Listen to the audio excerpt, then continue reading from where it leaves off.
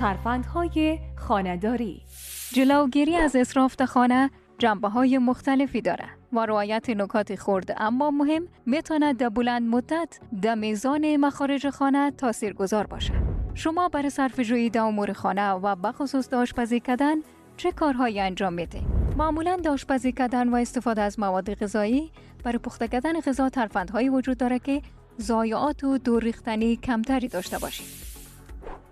اول از همه بهتر است که برای وعده‌های غذایی افراد فامیل و یا موقعی که برای مهمان‌ها غذا آماده می‌کنین به اندازه مناسب غذا پخته کنید تا در صورت ماندن اضافه غذا از دست خورده شدن و هدر رفتن جلوگیری شود. غذاهای باقی مانده را به جای دور ریختن میتونین در ظرف‌های دربسته بانین و در یخچال نگهداری کنین و چند روز بعد نوش جان کنین. با ترکیب کردن مواد غذایی مانده از وعده‌های غذایی با خلاقیت خاص خود که حتما هر کدامش منحصر به فرد است غذایی پخته کنید. این قسم هم از اسراف جلوگیری میشه و هم خود و اعضای فامیلتان از خوردن یک غذای نو و مزه‌دار لذت میبرید. شاید به نظر نیاید اما همین راهکارهای ساده میتونه به مقدار زیادی در صرفه‌جویی هزینه‌های مواد غذایی تاثیر داشته باشد.